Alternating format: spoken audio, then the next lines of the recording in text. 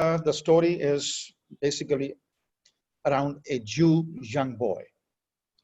To me, this story is important because Jews also developed a sense of destiny, sense of fate during those years of persecution. And I think when this young man, whose story I'm going to read, risks his life, he defies death, believing that life and death probably is not in their hands, it is in the hands of destiny. Let us see how this story unfolds. I'll start now. The story was published in 1972, but it is located in 1916, and it was published in one of the journals from New York, but I have chosen it from one of the anthologized books. This is called The Threshold. I'll start. Nicknames given in small towns are homely, familiar ones. Haim Bellybutton, Yetel K, Sarah Gossip, Gittle Duck, and similar names. But in the Polish town to which I came as a teacher in my younger days, I heard of someone called Benjamin Fatalist. I promptly became curious. How did they come to the word fatalist in a small town? And what did that person do to earn it? The secretary of the Young Zionist organization where I taught Hebrew told me about it. From here on, the story would be told by the secretary. The man in question wasn't a native here. He stemmed from somewhere in Courland. He had come to town in 1916 and posted notices that he was a teacher of German. It was during the Austrian occupation and everyone wanted to learn German. German is spoken in Courland, and the Benjamin Schwartz, that was his real name, got many students of both sexes in his class.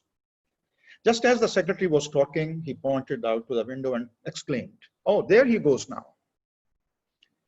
I looked through the window and saw a short man, dark in a derby and with curled mustache that was already long out of style. He was carrying a briefcase. After the Australians left, the secretary continued, no one wanted to study German anymore. And the Poles gave Benjamin Schwartz a job in the archives. If someone needed a birth certificate, they came to him. He had a fancy handwriting. He had learned Polish, and he also became a kind of Hajj lawyer. The secretary said he came here as if dropping from heaven. At that time, he was a bachelor of 20 years. The young people had a club, and when an educated person came to our town, this was a cause for a regular celebration. He was invited to our club, and a box evening was arranged in his honor. Questions were put in a box, and he was supposed to draw and answer them. A girl asked whether he believed in special providence. And instead of replying in a few words, he spoke for a whole hour. He said that he didn't believe in God, but that all things were predetermined, every trifle ones. If one ate an onion for supper, it was because one had to eat one onion. It had to be so preordained for many, many years. If you walked in the street and tripped on a pebble, it was fated that you should fall. He described himself a fatalist. It had been destined that he came to our town, though it appeared accidental. He spoke too long. Nevertheless, a discussion followed. Is there no such thing as chance? Someone asked. And he replied, no such thing as chance. If there is so, another asked, where is the point of working or studying? Why learn a trade or bring up children? Well, and why contribute to Zionism and agitate for a Jewish homeland? The way it is written in the books of fate, he would declare, and how it has to be. Benjamin Schwartz replied, if it was destined that someone opens a store and go bankrupt, he has to do this. All the efforts man made were failed because free choice is nothing but an illusion.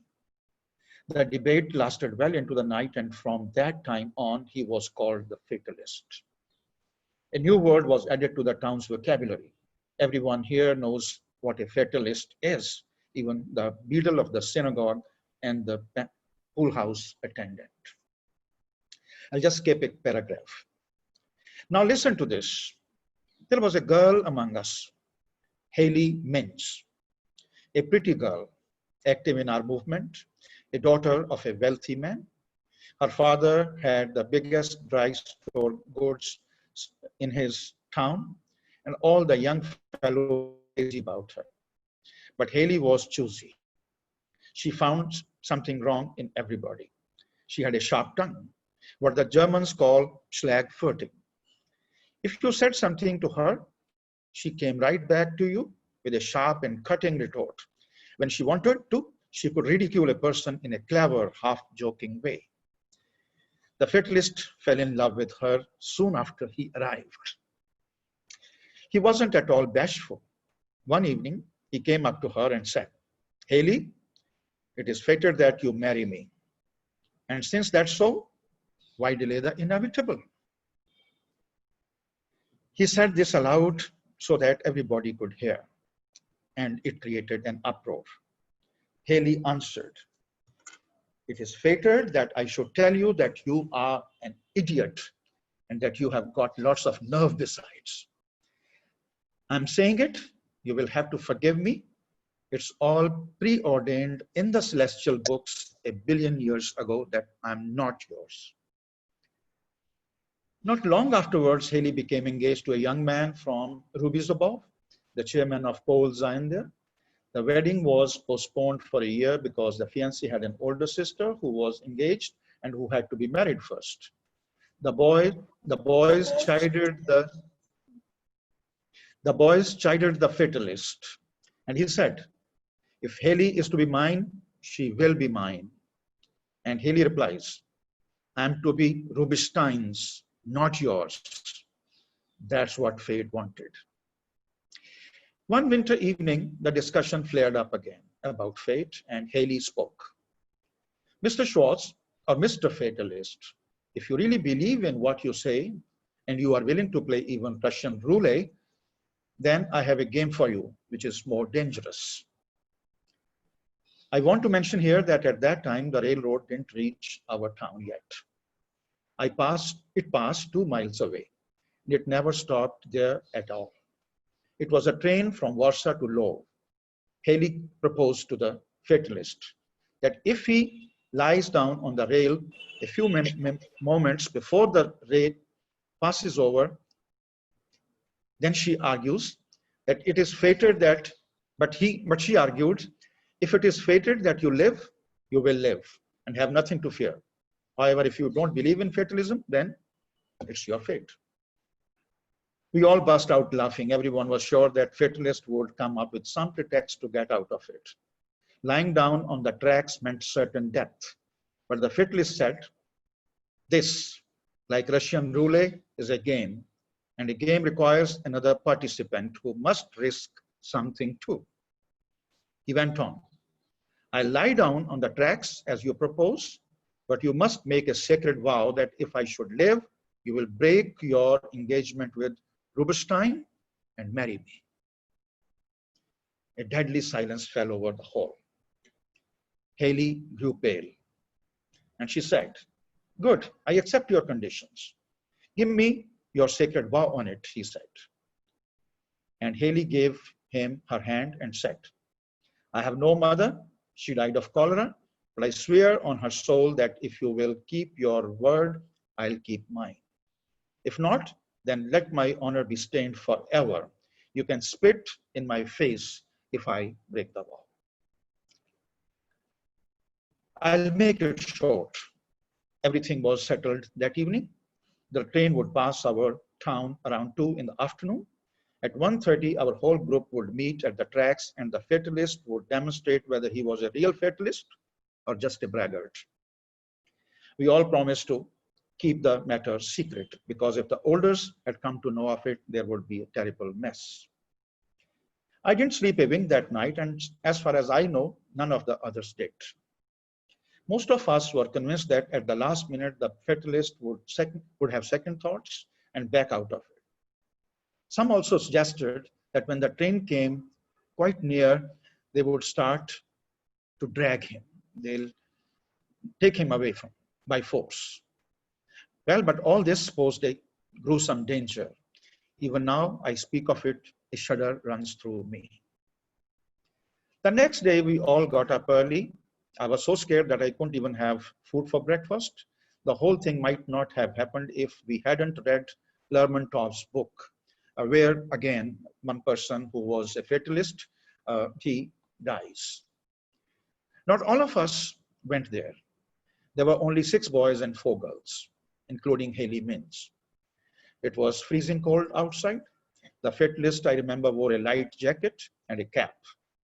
We met on the Zomas Road on the outskirts of town. I asked him, Schwarz, how did you sleep last night? And he answered, like any other night.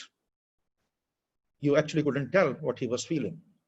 But Haley was as white as if she had just gotten over the typhoid. I went up to her and said, Haley, do you know that you are sending a person to his death? And she said, I'm not sending him. He has plenty of time to change his mind. I'll never forget that day as long as I live. None of us will ever forget it. We walked along and the snow kept falling on us the whole time. We came to the tracks. I thought that on account of the snow, the train might possibly not be running that day. But apparently somebody had cleared the rails. We had arrived a good hour too early. And believe me, this was the longest hour I ever lived. Around 15 minutes before the train was due to come, Haley said, Schwarz, I have thought it all over, and I don't want you to lose your life because of me. Do me a favor, and let's forget about it. The fatalist looked at her and asked, so you have changed your mind? You want that fellow from Rubizov at any price, huh? She said, no, it's not the fellow from Rubizov. I hear that you have a mother and I don't want her to lose a son on account of me. Haley could barely utter those words. She was trembling. The fatalist said, if you will keep your promise, I'm ready to keep mine. But under no circumstance, you should try to fetch me away. If you try to force me back at the last minute, the game is over. Then he cried out, let everybody move 20 paces back. If someone tries to pull me away, I'll grab him by the coat and he'll share my fate. We know that people, when they are trying to help someone from drowning, they also get drowned. As we moved back, the rails began to vibrate and hum, and we heard the whistle of the locomotive. We began to yell at one, Schwarz, don't do it, Schwarz, have pity. But even as we yelled, he stretched out across the tracks.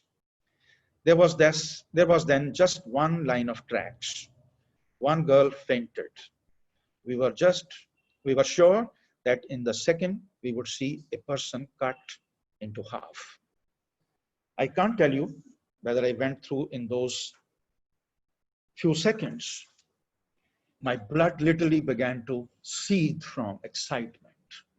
At that moment, a loud screech was heard and a thud, and the train came to a halt no more than a yard away from the fatalist. I saw in mist how the engineer and the firemen jumped out from the locomotive. They yelled at him and dragged him away. Many passengers disembarked. Some of us ran away out of fear of being arrested. It was a real commotion. I myself stayed where I was and I watched everything. Haley ran up to me, put her arms around me and started to cry. It was more than a cry. It was like the howling of a beast. Now, give me a cigarette. I can't talk about it. It chokes me, the secretary said. I gave the secretary a cigarette and watched how it shook between his fingers. He drew in the smoke and said, That's actually the whole story. Did she marry him? I asked. They have 4 children. I guess the engineer managed to halt the train in time, I remarked. Yes, but the wheels were only 1 yard away from him. Did this convince you about fatalism? I asked. No, I wouldn't make such a bet, even if you offer me all the fortunes of the world. Is he still a fatalist? Yes, he still is. Would he do it again? I asked. The secretary smiled. Not for Haley, please. Thank you.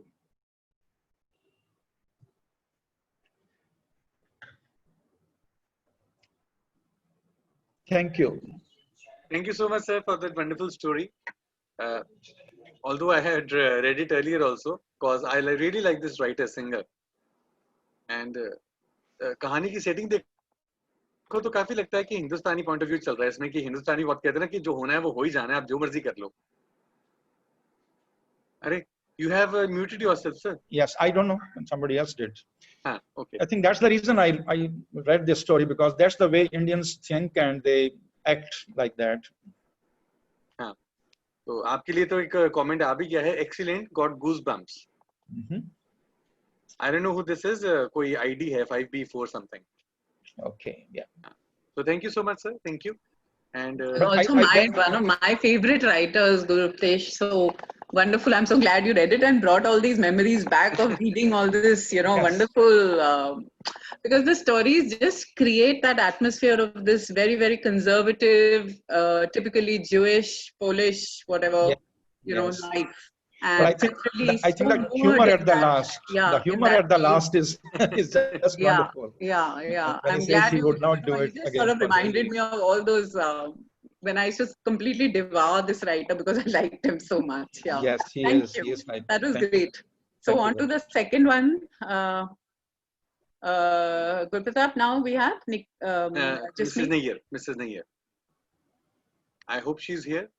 Yeah. It's your turn now, and I will introduce you briefly. She has given us a very, very brief bio. Dr. Jasmeet Nair is a scientist, educationist, writer, poet, and artist. She sings and also dabbles in Punjabi and Urdu poetry. और बाकी आप जो इनको जानते हो, you know her as a very vivacious person, and she is always up to some mischievous act or something. तो इनकी जो कहानी होगी, I'm pretty sure कि ये बहुत उसको दिलचस्प अंदाज से सुनाएंगे. अंदाजे पे यहाँ भी इनका अलग ही है. जी. Thank you, Gurpratap. जी. मेरी कहानी पंजाबी से है. This is a self-composed, swear-rachit कहानी है. It's a story of a young girl who is living in a family dilemma, how she identifies her problem, and what is the catharsis.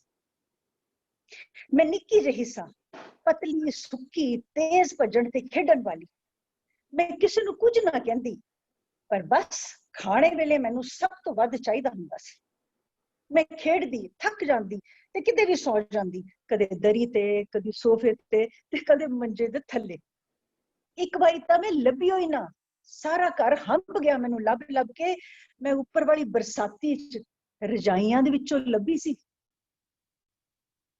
4-5 साल सुखा सुख सुख के मथे रगड़ रगड़ के मेरी मां दे घर पुत्त आया मैनू याद है मैं अपने छोटे छोटे हत्थां नाल सारे महल्ले च लड्डू वंडे सी भरा लाडला सी विगाड़िया गया सी ते हुण मेरे नाल लड़दा सी ते साफ कहंदा सी जो मर्जी कर ली कुट तां तैनू ही पऊ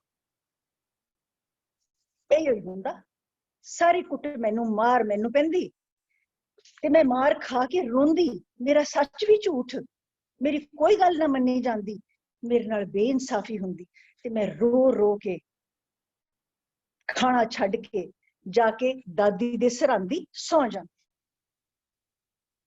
ਸਾਰੀਆਂ ਨਵੀਆਂ ਚੀਜ਼ਾਂ ਮੇਰੀ ਵੱਡੀ ਭੈਣ ਨੂੰ ਤੇ ਮੇਰੇ ਨਿੱਕੇ ਭਰਾ ਨੂੰ ਮਿਲਣੀਆਂ ਉਹ 2 ਸਾਲ ਵੱਡੀ ਹੈ ਤੈਨੂੰ ਬਾਅਦ ਚ ਲੈ ਦਾਂਗੇ ਤੇ ਨਾ ਇਹ ਤਾਂ ਤੇਰਾ ਨਿੱਕਾ ਵੀਰ ਹੈ ना ते मैं कुछ नहीं, मैनू कदों लेके दोगे। मैं फिर रोंदी ते फिर दादी कोले जाके सौ जाती। मेरे माँ बाप बड़े बड़े अफसर सी। मेरी माँ ऊंची लम्बी सोहनी खूबसूरत औरत, हेड ऑफ द डिपार्टमेंट ते एनसीसी दी मेजर।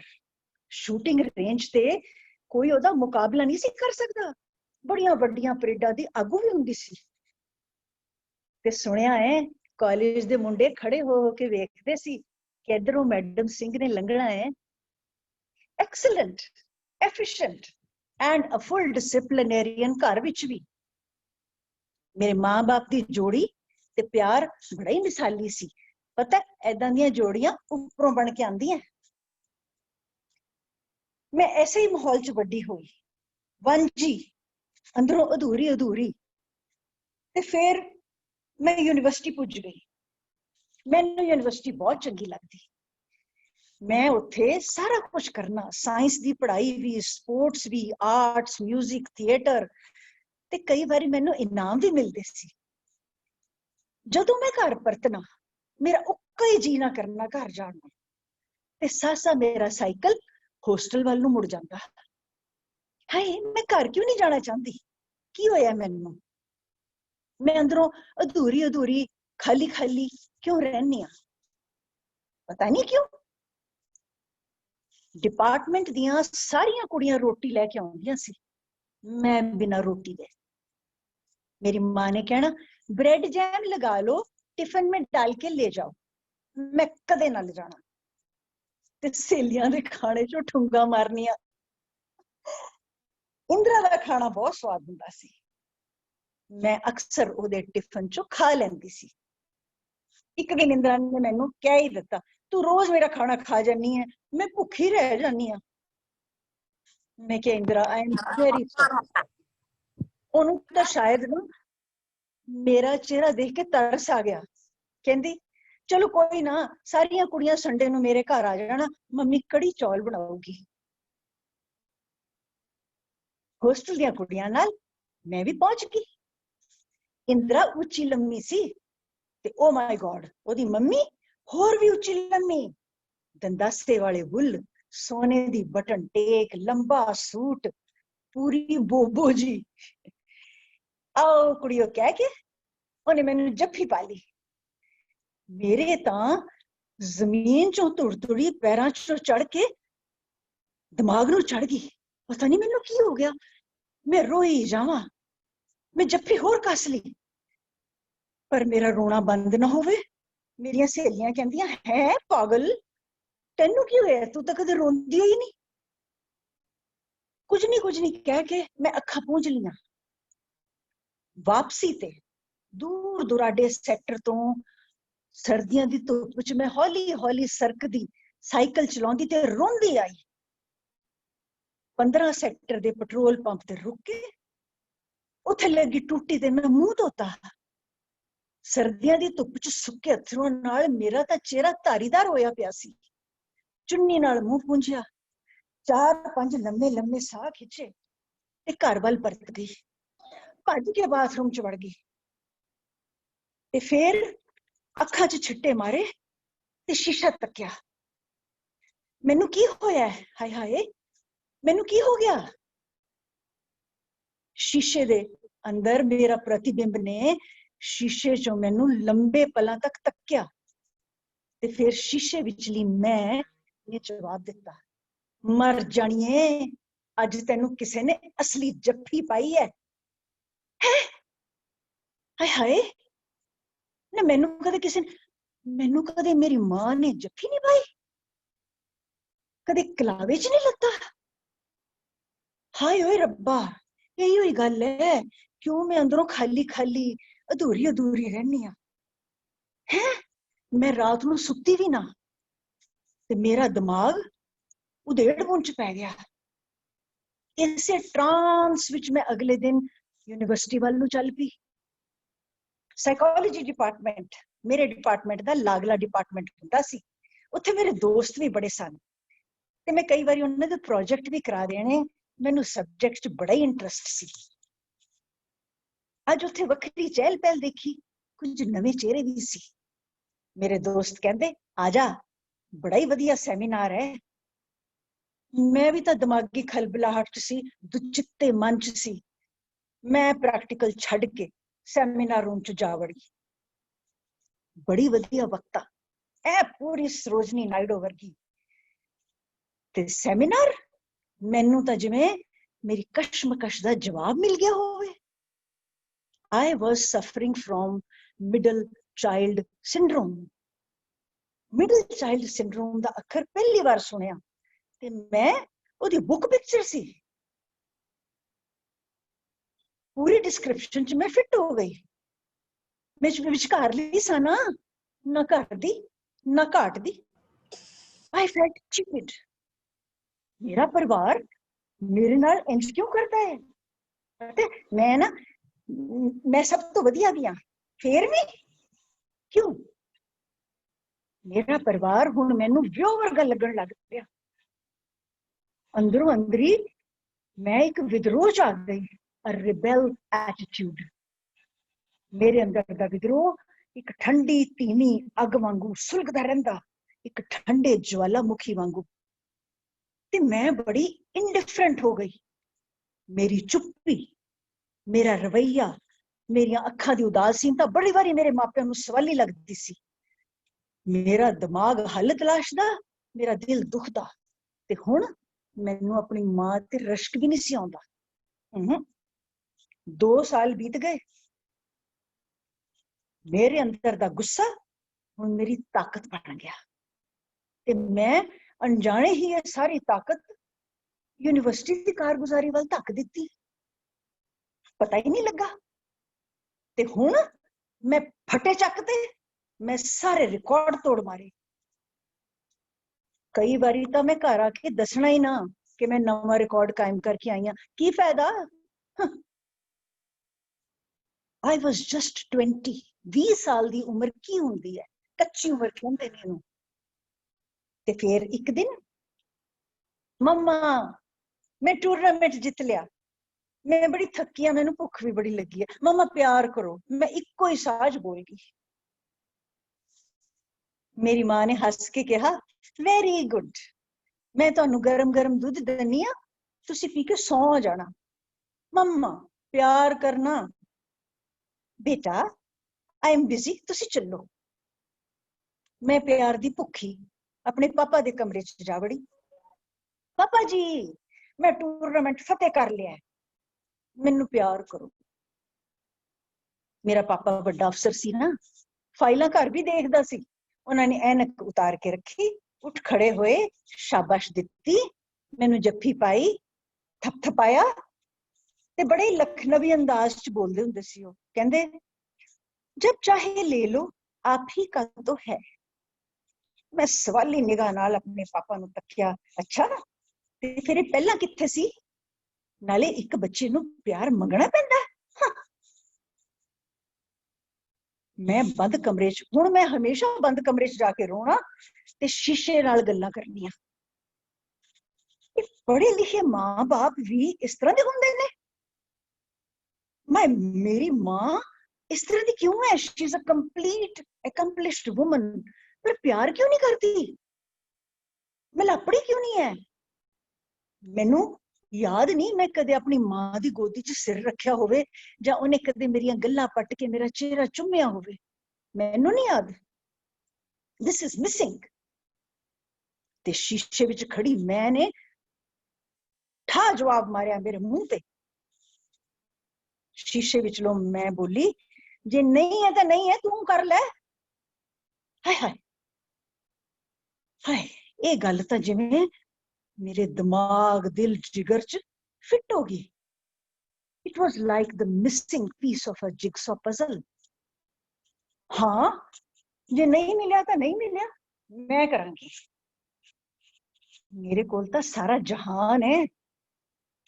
ते फिर जिवें एक फैसला मेरे दिमाग च उतरिया। मेरी अखां चमक उठियां, मेरा ना जोर जोर दी दिल धड़कन लग पे। मैनू इत्थे नजर आउंदा सी शीशे च। हाँ पता है कदे तां मेरे भी बच्चे होणगे।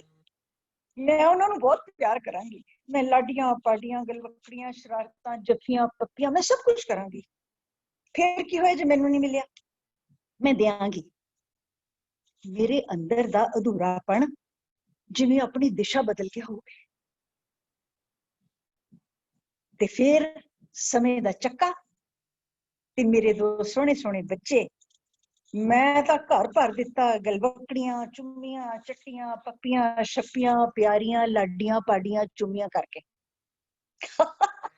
हुण असी तीनों जने घोल करदे हां, हसदे हां, कुतकुताड़ियां कड्डदे हां, लोट पोट हो जाने हां, गुत्थम गुत्थी होए असी बड़ी बारी मंजे तो थल्ले डिग पैने हां, साहो साह हो जाने हां। ते दोस्तों इन्नी मेरी बात ते उत्तों पै गई रात, गोगो दे दो बच्चे गोगो देख देख हसे। इन्नी मेरी बात उत्तों पै गई रात, गोगो दे दो बच्चे गोगो देख देख हसे। शुक्रिया। थैंक यू जी, थैंक यू सो मच। तो कहानी तो अच्छी थी ही, एक टिपिकल पंजाबी फैमिली की कहानी लगती है ये, पर आप जिस तरह से कहानी सुनाते हो that's also wonderful and I was surprised bye those that you had prepared, जो आपने अपने अंगूठों पे पहने। ये थैंक यू सो मच। ये मेरियां दो बॉटल के ढक्कन ने जिन्होंने मैं दो बच्चे बना लिया अपने।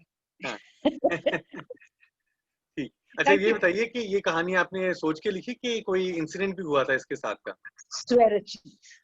है ना, लिखी तो आपने ही है, तो रियल लाइफ से इंस्पायर्ड है, कोई इंसिडेंट था कि खुद सोच के लिखी है? मेरी एक सहेली होंदी सी इनायत धालीवाल। अच्छा, ਇਹ ਉਹਦੀ ਜ਼ੁਬਾਨੀ ਸੀ। later on she migrated to Ireland, she's no more अच्छा, now। okay, ਪਰ ਬੜੇ ਸਾਲਾਂ ਬਾਅਦ ਜਦੋਂ ਮੈਂ ਉਹਨੂੰ ਇੱਕ ਵਾਰੀ ਮਿਲੀ ਸੀ ਤਾਂ ਮੈਂ ਪੁੱਛਿਆ ਸੀ ਤੂੰ ਆਪਣੀ ਮਾਂ ਨੂੰ ਮਾਫ ਕੀਤਾ ਕਿ ਨਹੀਂ। अच्छा, okay, ਉਹਦੇ ਬੱਚੇ okay, ਥੋੜੇ ਜਿਹੇ ਵੱਡੇ ਹੋ ਗਏ ਸੀ, ਕਹਿੰਦੀ ਬਹੁਤ ਔਖਾ ਹੈ।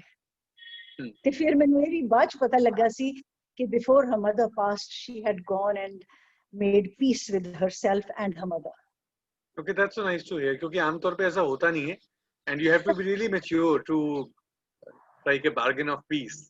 और आपके लिए भी जी आए हैं कमेंट्स में पढ़ देता हूँ, वेरी वेल परफॉर्म्ड, वो तो चलो अंडरस्टूड ही था, वो पहले ही होना था। Mind blowing ma'am, fabulous reading, so well written, something so important in life, physical touch so important in relationships, the story came alive, awesome storyteller, wonderful style of reciting ma'am, and thank you for such a thought provoking and delightful story related with such obvious talent।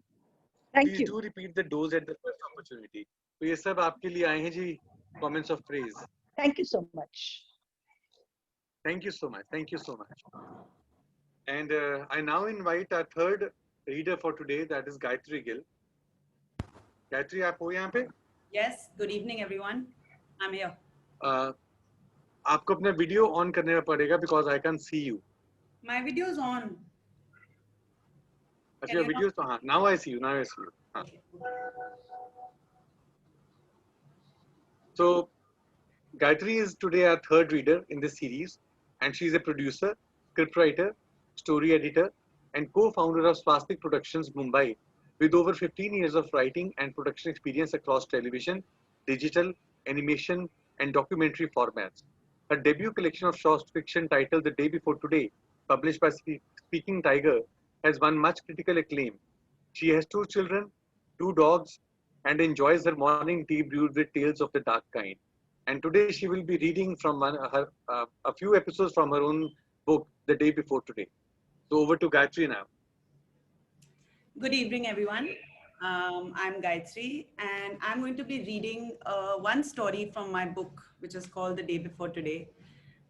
This is one of my favorite stories from this collection, and it's one of my favorite stories because I think this is something that it's the shared reality, I think, that we are all going through today in this time of lockdown, and I hope you enjoy this tale। So this story is called, can you hear me? Before you begin the story, could you tell us something about the book also? How did the book happen? Yeah, so the book is a collection of about 15 short stories।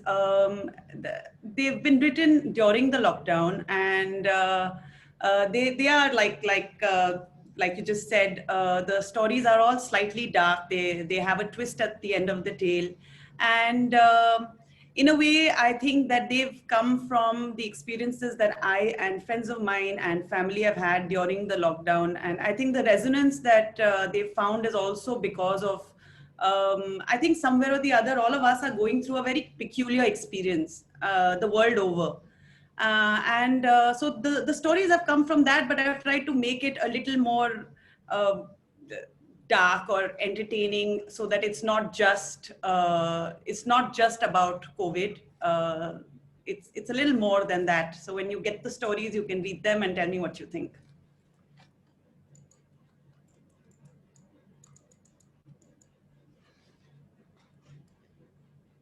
Yeah, hello? Haji. Huh? So should I get on with the stories? Please do, sir. Please do. Yeah. So this is called The Pandemic Blanket. That blanket was enchanted, magical, I had always thought. With its many splashes of color, amid that ocean of gray, it held within it much more than it was ever ready to reveal. I remember hiding behind the curtain when I was little, watching my mother go through the yearly winter routine of getting the blanket out to breathe. Every year, on the 21st of November, she would bring down the old painted trunk, which held many of her myriad treasures, from the attic and take out her most precious possession, the gorgeous pandemic blanket. The one her mother, my grandmother, had woven during the great pandemic of 2019. Now, anyone who had known my mother would tell you that she was hard as nails. She wasn't known for sentimentality, that's for sure. And yet, for the 2 weeks that the blanket came out, she would change. How exactly is difficult to explain. Let's just say she became lighter, more filled with life, and yes, laughter. I turned 55 this January, and this had been the winter routine in our home ever since I can remember. Until, of course, my mother breathed her last 4 days ago. Today is the 25th of November, and the blanket is now mine to keep. The 21st of November had been the day of my grandmother's birth. Maybe that's why it earmarked the cusp between the normal and the exceptional.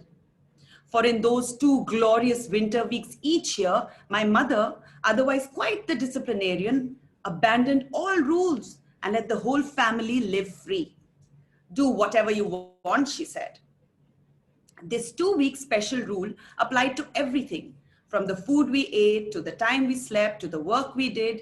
Anything could be done or not done with guiltless aplomb. My sister and I looked forward to this time of year, not just for the indiscipline, which was an added perk, but for the stories. For every night of those 2 weeks, our mother would hold us close in the embrace of that warm woolen blanket and tell us tales of a time gone by. In her whispery voice, she would speak of people and places that had once lived, but now lay buried in the sands of time. And as we huddled by her side, wrapped in the warmth of that huge blanket, we could almost see every story she told unfold before our eyes, like we were watching it on a giant theater screen. The blanket held us tight, as if every thread in its every patch strained to have us miss not one word uttered that night. But to be honest, as a small child, the pandemic blanket was quite intimidating for me, scary even, especially that ragged silver white patch that ran through it, never quite fitting in, like a giant scar racing across the face of a beautiful woman. Ugly, yet distinct. Unsightly, yet necessary. I remember the first time I saw the white patch, one of those cold winter afternoons when I was about 5. I had been playing chore police with my cousins out in the garden, and I'd wandered into my mother's semi-darkened room to hide. The blanket lay on the edge of her bed. A sliver of the sun's rays falling on it through the drawn curtains, when suddenly I felt it move. Felt, not saw. It stretch out and make itself just a wee bit more comfortable as it basked languidly in the warmth of the afternoon sun. I know it could have been my mind playing tricks on me, but two things happened in that moment. One, I spotted for the first time that unsightly patch of white. And two, I promised myself I would never be alone with that blanket again. And yet, here we are, I thought today, eyeing it with trepidation, as it lay innocently at the bottom of my mother's bed, just as it had that winter afternoon so many years ago. We watched each other with caution, neither knowing quite what to do. The blanket was unusual, no doubt about that. It had a voice of its own. It spoke wordlessly and refused to be silenced. Perhaps it was all the patterns it had woven into it, like a gigantic jigsaw puzzle with hundreds of pieces that shifted and fell into place differently every time that blanket moved. It made you believe in the extraordinary. A magenta pink daisy emerged from a bright scarlet moon and merged with the deep navy blue seas that lay filled with glowing marigold plankton. Yes, my grandmother's pandemic blanket was no ordinary quilt. It held within it dreams of endless possibilities and nightmares of the darkest nights. Like I said, my grandmother had stitched it during the great pandemic of 2019, when the COVID-19, as it came to be known, was ravaging the world, bringing all of humanity crawling to its knees, confining people across the globe to their homes for months on end without hope of normal life ever returning. That pandemic served as a great lesson to mankind, that there truly was no better friend and no bigger foe than Mother Earth. Her smallest sigh enough to sweep many dynasties of men to dust. The blanket spoke of that and much, much more. My grandmother had made it from memories that lived deep within her soul. She had woven into each patch of the blanket a story of its own, and then stitched them all together to make a greater whole. People who knew her said she had become a bit loony about the blanket. It had started to consume her. Once she started to stitch, so the story went, she could not stop. It demanded completion like a greedy, insatiable beast that commanded being fed at any cost. At least that's what she told everyone. But then she had also been one of the greatest storytellers in the world. It wasn't her coal-lined gray-green eyes or her shining olive skin or even the inky black curls that cascaded down her back that made her unforgettable. It was the sharpness of her words. They cut you like a knife thrust deep into the heart. Her writing took your breath away. She had been one of the most brilliant writer-poets of her time, knitting together stories filled with fascinating characters caught in the most crazy, fantastical lives, and she loved it. Loved living in a make-believe world filled only with her words. Until everything stopped. My mother told me that when she was about 14, if she lay silently in her room, even with her door shut, she could hear the tip-tapping of her mother's ferocious fingers sweeping across the keyboard, consuming with a gluttonous hunger reams and reams of virtual paper. She had been a bit obsessive that way, my grandmother. Brilliant, passionate, and perhaps just a little bit mad. And then one day, a few months after the pandemic hit, her words dried up, just like that. Poof. And they were gone. A draught of stories so cruel, it gobbled up my grandmother's voice and left her lost in a forest of deep, stony silence. No one could rouse her from it. There was no way out. Her husband and daughter both tried, but to no avail. Nothing compelled her to write anymore, I'm told. She tried several times to get her words to talk, but the advent of the pandemic and all it brought in its wake made her stories seem pointless. Irrelevant even. Real life had turned stranger than fiction. How could she possibly tell a tale better than that? Her grey-green eyes now grew colder. Now her fingers ached to appease her raging mind, but whenever she sat in front of her computer screen, she drew a blank. She was bursting at the seams with stories that couldn't be told, like an over-roasted tomato that needed desperately to be pulled off the stove. She didn't know what to do, and so she started to knit.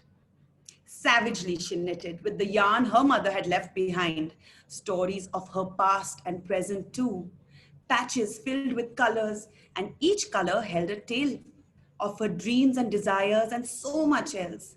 And when she started running out of her own stories, she turned to others for inspiration. She whispered into the patches now stories of her neighbors and their loved ones. She wove in tales of the watchman's secret nightlife and the cook's cheating wife and what her self-righteous neighbor had done one summer long ago, and even the short little man she had once met who turned out to be a thief. All day she knitted at a frenetic pace, patches and pattern that jostled for space in the greatest masterpiece of her life. And after telling tales of people, she did not stop. She wove in stories of her doorbell, of the fingers that had rung it and the tales that it could tell. All the houses she had lived in and all the walls she had seen, and she stitched in all the people who within those walls had been. Some patches that were beautiful and others ugly were born. Each held a life of its own. Each sang its own swan song. And then the unthinkable happened. She started to run out of yarn. All the shops were closed and there was no one doing deliveries. Knitting was not counted as essential services. She knew not what to do, so she started to undo every piece of knitwear she possessed, every color, every hue. She undid all her old sweaters, her mufflers, even all her shawls. And then she wound all the yarn into a great big ball and she started anew. Her husband and daughter stood by. They were horrified. And that's when it dawned on them that she had finally crossed over from their world into one from which there was no return. With her eyes now blazing with a fiery light, she knitted deep into the night. She could not stop. She would not stop. Even when the new yarn got over, she sat heaving with desperation. She still had so much more to say. But how to say it, she thought. All the thread has gone. She moved around the house now until she found a bath rug, and into the blanket it went. That rug spoke of footprints of all who in that bathroom had been. It sang aloud stories of things no one had ever seen. She wove her precious stories with lace from the curtains that hung on her windows, and she pulled out the threads from the embroidered cushion covers. She even unraveled a tapestry her great-grandmother had made, a family heirloom. In this way, my grandmother's pandemic blanket grew in length and breadth and memory. It crept and sighed and moved in ways quite beyond imagination. And then one day she realized there truly was not a thread left. That's when her eyes fell on her own unruly head. Her hair had turned white since she had begun on that blanket, and it flowed down her back in a silvery stream. Yes, this would certainly do. So she took a pair of scissors to her head and cut off every bit of her hair. She wound the long strands into a silken ball, silkier than any yarn she had used. And then out came her knitting needles and she began her task again.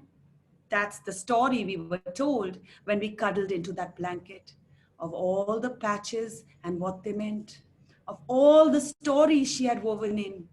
My grandmother, the greatest storyteller of all time. It was her own silvery white hair that held all those stories together. That's what she had finally used to join up all the patches. Our family pandemic blanket, the most precious gift we shared.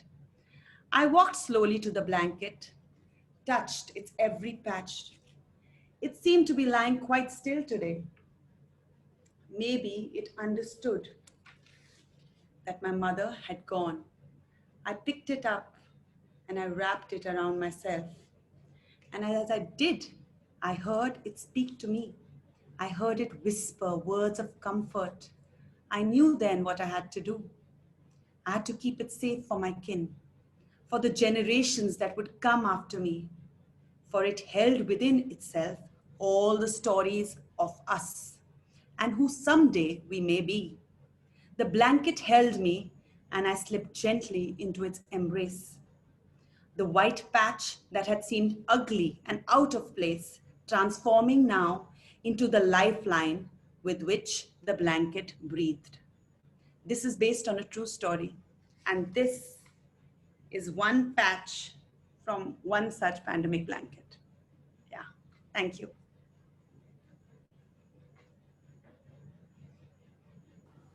I mute myself and always forget that I have muted myself. Thank you, Gayatri. Thank you That so was much. a very, very unusual story. Yes. And I must say that you wove it very well, and there were poems in the story flowing seamlessly. And since you were busy reading the story, there are certain reviews that you have got. Oh, So nice. मैं सुनाता हूँ आपको पढ़ के. Beautiful details of everything, a vast canvas. Excellent, Gayatri. Beautiful penned and reading. This reading is goosebumps inducing, Gayatri. Thank you. It's a wonderful creation of stories you have put together. Totally loved it. But listening to you today is giving me goosebumps and my eyes are wet. Oh my God. Thank you so Siddharth much. Kumar और भी हैं. Superbly and engrossingly told. Siddharth Kumar Tiwari has I have no idea उसने क्या भेजा है. उसने कुछ emojis भेजी हैं. So I don't know what that is. A very well spun story of much didactic potential, read with sincere passion, controlled imagery. Wow, wow, wow. Thank Such you. a powerful reading, amazing. So these are all compliments for you, Gayatri, and it was quite a wonderful story. And I can imagine, being a writer myself, how difficult it must have been to think of something like this. You know? Yeah. No, that's what I said, that the book has bits and pieces, I think, of things that we are going through today. This Yeah. pandemic blanket is something a friend of mine was making. And during that time, I felt like we were all weaving in stories in different ways. And so I would say that therefore that this is based on a true story. This is real. These pandemic blankets are real. We are all And weaving yeah, those so thank blankets. you so much. I really enjoyed this. Thank you so much. Thank you. So did we. It was wonderful, wonderful listening to Thank you. you. And for everyone who enjoyed the story, the book, I believe, is amazing. Is available online on Amazon. If you want to buy a copy, it's right there. Yeah, it's available on Amazon now, and it should be reaching the bookstores really soon as well. Thank you so much. Thank you, Gayatri. Yeah, And it was quite lovely. I mean, okay. I just wanted to say, because, you know, when Gayatri was sending out these stories and we were reading them as on WhatsApp, um, I don't know, it was quite amazing to read them, because also, of course, we were all going through the pandemic, but the way we are actually dealing with it, or the kind of dark thoughts, or the kind of um, almost, you can say, depression that overtakes you from time to time, you know, it's quite startling. And this whole thing of being able to knit it into a very large story, because the story which is in our head is actually now finding a physical, tangible form in this blanket. So I really like that idea of actually being able to, you know, literally आप कहानी को ओढ़ रहे हो, and whichever part of the कहानी you want to listen to, वो वाला patch आप देखो और उसकी particular story सुनो, you know, literally from that physical blanket. I think it's quite a nice image. Yeah, thank you. Lovely. Thank you so much.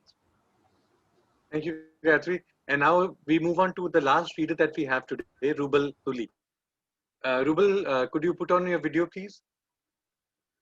The video is on, sir. And, It is? There it is. Priti, do you recognize him? dramatic change, is it? That's a huge change, Rubal. I know. So, Rubal Tuli is an educationist and artist who set out to study biotechnology and do his doctorate in enzymology, but left that midstream to pursue his interest in the humanities, languages, and writing. He runs a kindergarten and an academy of English and school academics. He loves traveling, is a voracious reader, and a Francophile. So over to you, Rubel? Thank you very much. Is the voice audible as well? It could be a bit louder. It could be louder. So is it Yeah. better this way? Perfect, perfect. Okay. So thank you very much for this opportunity. The story for the read aloud storytelling at Maja House I have chosen is called Karma by Khushwant Singh. And it was a couple of years ago. I read it for my students in MA English, and somehow it was retained in my mind. And the imagery is really strong. As the little blackboard I made when I was listening to the wonderful stories there, it's a story of somebody called Sir Mohan Lal, जो कि अंग्रेजों की तरह है, मगर है हिंदुस्तानी, और उसके अकड़ के टूटने की कहानी है. So it's a story of how this man realizes something. So there we go. Sir Mohan Lal ने first class के waiting room के railway station पर शीशे में अपने आप को देखा. Now the mirror was obviously made in India. Uska red oxide at the back had come off at several places, and there were long lines of translucent glass cut across its surface. Sir Mohan Lal ne smile kiya shishe ko dekhkar with an air of pity and patronage. Tum bilkul is desh ki tarah ho, Mr. Mirror. Inefficient, dirty, indifferent, he murmured. Mirror ने भी smile किया और sir जी को देखा और कहा, you are a bit of all right, old chap. Distinguished, inefficient, efficient, even handsome. That neatly trimmed moustache, the suit from Savile Row with the carnation in the buttonhole, the aroma of eau de cologne, talcum powder, scented soap all about you. Yes, old fellow, you are a bit all right. Sir Mohan ne apni chhati ko chauda kiya, as if he was showing his Balliol Oxford University tie for the umpteenth time, and he waved a goodbye to the mirror. Fir unhone apni ghadi ko dekha, and he thought abhi time hai. So he said, koi hai? And a bearer, a waiter in white livery, white uniform appeared through a wire gauze door. Ek chota. Sir Mohan ordered, and then he sank back to his cane chair to enjoy the drink and ruminate. Bahar waiting room mein, Sir Mohan Lal ka jo luggage tha, it was all piled up along the wall, और एक grey steel के trunk में बैठी थी Lakshmi, Lady Mohan Lal. She was sitting and chewing the betel leaf and fanning herself with a newspaper. She was short, she was fat, she was in middle 40s. She was wearing a dirty sari with a red border, and on one side of her nose was this diamond nose ring glistening. She had several bangles on her arms, and she had been talking to the waiter until Sir Mohan ne usko bula liya.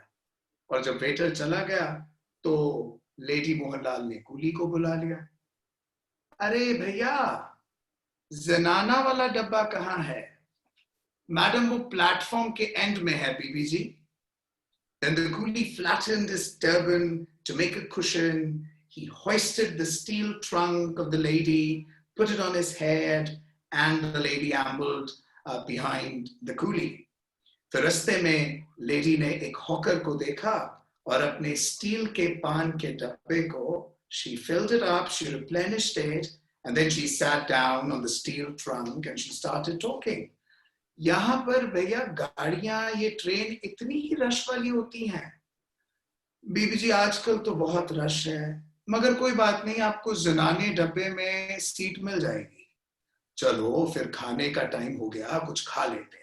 So Lady Lal opened a brass carrier and took out a bundle of cramped chapatis with some mango pickle. And while she ate, the coolie sat opposite to her on his haunches, drawing lines on the gravel with his finger. बीबी जी आप अकेली जा रही हैं क्या आपके साथ कोई है? अरे कहाँ भैया जी, ये जो है मेरे साथ वेटिंग रूम में बैठे हैं, फर्स्ट क्लास ट्रैवल करते हैं और वजीर हैं, बैरिस्टर हैं, अंग्रेजों के साथ इनका उठना बैठना है। मुझे तो इंग्लिश नहीं आती, मुझे तो इनकी बोली भी समझ नहीं आती, मुझे तो कुछ नहीं समझ लगता ये क्या करते हैं। हम तो जनाने इंटर क्लास में ही बैठेंगे।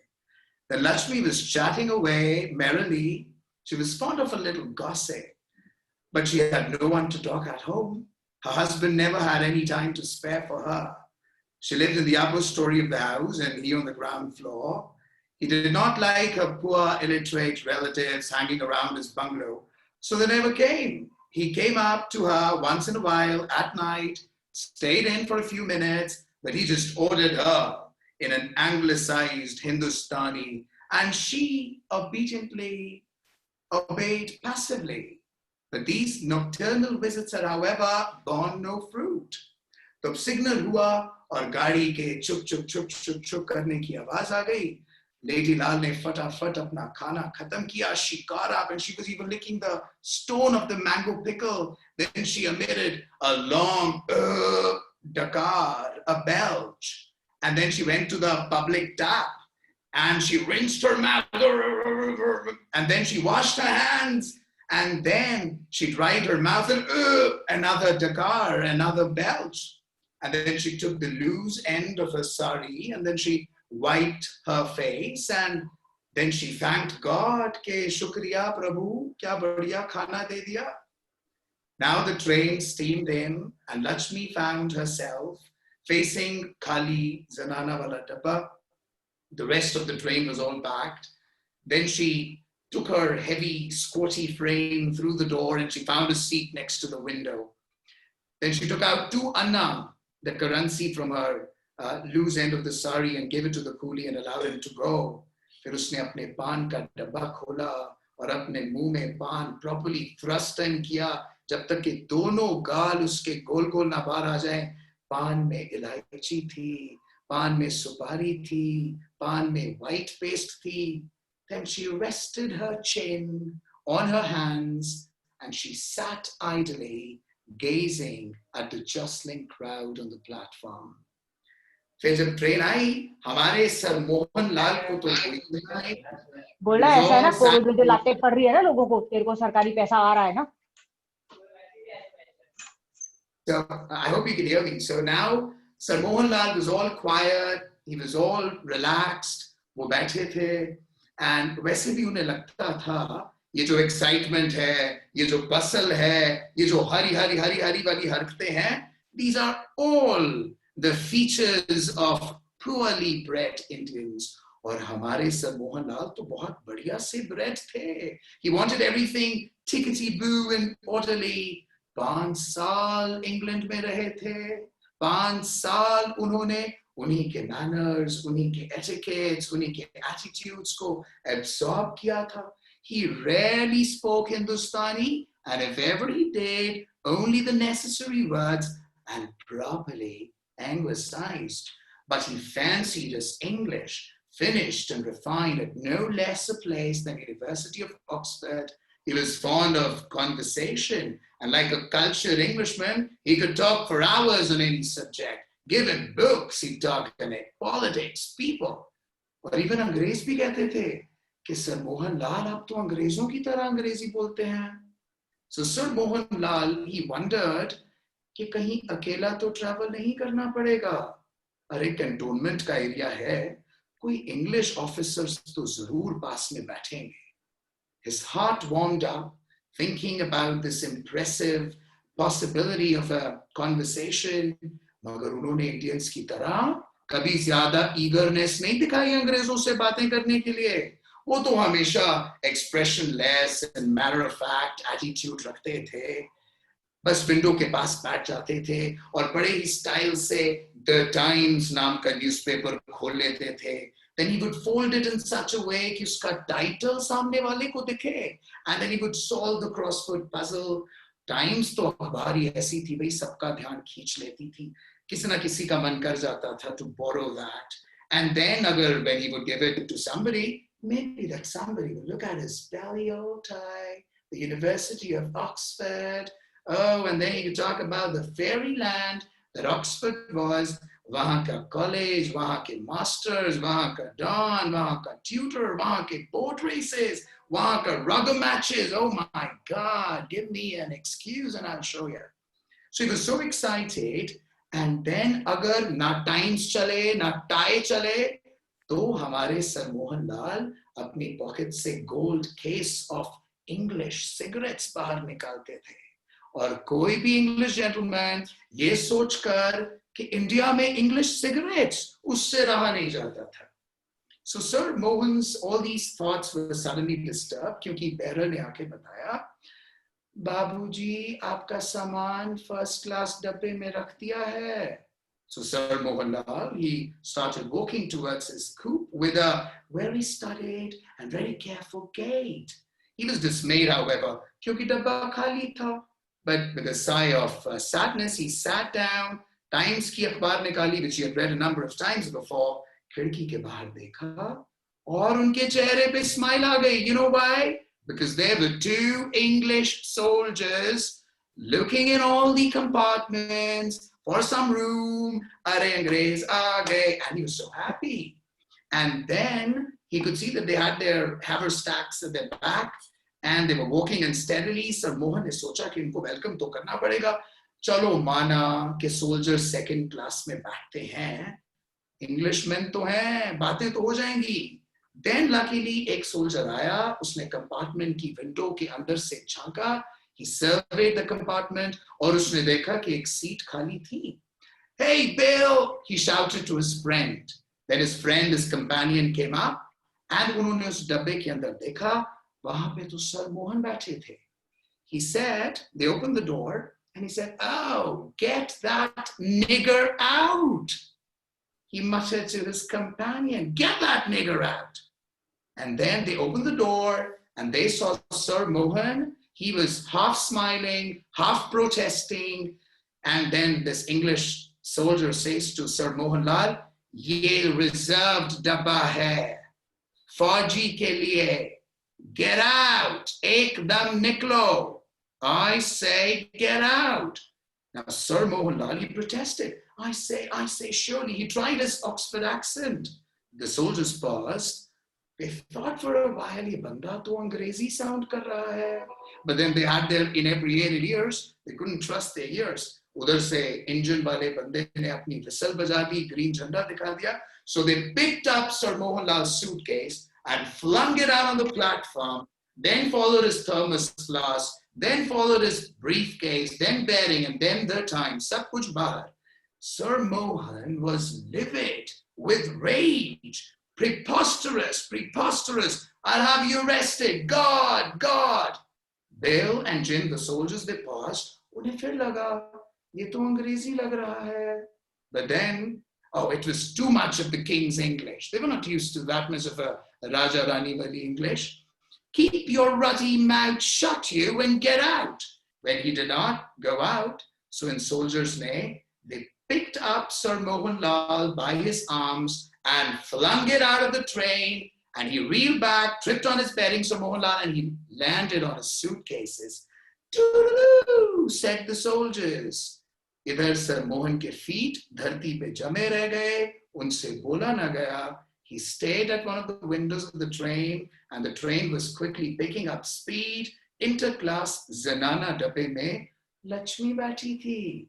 The fair lady, the fat lady, nose पर diamond ring अभी भी चमक रहा था, and उसके मुंह में पान अभी भी ठूसा हुआ था. She had been saving up all her saliva to spit as soon as the train would clear the station. And as the train sped past the platform, prick, Lady Lal spat and sent a jet of red dribble flying across like a dart. Thank you very much. The story ends. Wow. That was simply wonderful, That Rubal. was Simply excellent. wonderful. That was a really great story. I mean, most interesting. And then the way you sort of wove it together between the two languages, it was lovely. Thank you, Rubal. I think we have to get you back, to do this, I not will on do live, that. but really read Because out. I read a lot. I'm reading all the time. I'm writing all the time. And that was the reason I chose being a teacher. So my family is all this hardcore doctors, and we have this diagnostic center. So they were absolutely appalled by the idea of me being in writing and reading. So to make my livelihood, I had to be in teaching so that I could actually read and write a lot. So that's what I do all day. Oh, wonderful. Thank How you. did you decide, Rubal, कि इस कहानी को कहाँ पे हिंदी में करना है, कहाँ पे इंग्लिश में करना है, और कहाँ पे अपने sound words लेके आने? Because you used a lot of sound words also. See, actually, you know what happens when I am reading, I kind of go into it. So, मुझे बस ये लगता है, and secondly, I couldn't see people. Otherwise, if I can see faces, I can see people. I could see Preeti ma'am was here. I can see even Gayatri ma'am is here. You are there. So I could make out some expressions, and then I just go about moving it wherever I feel right. But if I could see more people, maybe there have been some other flavor. Okay, yeah.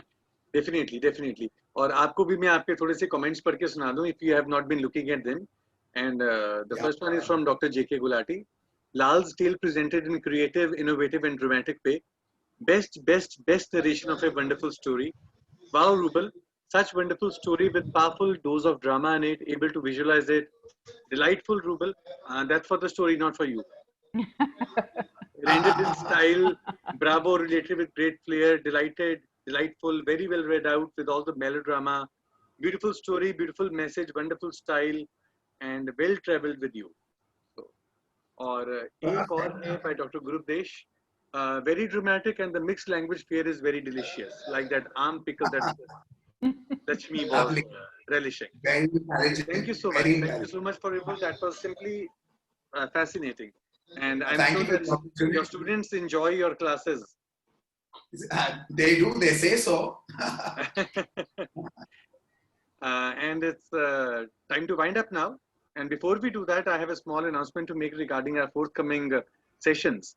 एक तो कल ही है lockdown live का programme है जिसमें हम local artist को promote करते हैं और उनको अपने टैलेंट को शो करने का, शोकेस करने का एक मौका देते हैं. एंड सरप्राइजिंगली कल के जो आर्टिस्ट वो मैं हूँ और आधे घंटे के लिए मैं आपके साथ अपनी पोएम शेयर करूंगा. और अगर आपके पास आधा घंटा हो वेस्ट करने के लिए तो please do join us at 5:30 p.m. tomorrow evening on the Maja House Facebook page. And next Saturday, exactly after a week, we have Anand Neelkantan, who will be joining us to launch his book titled Chaturanga.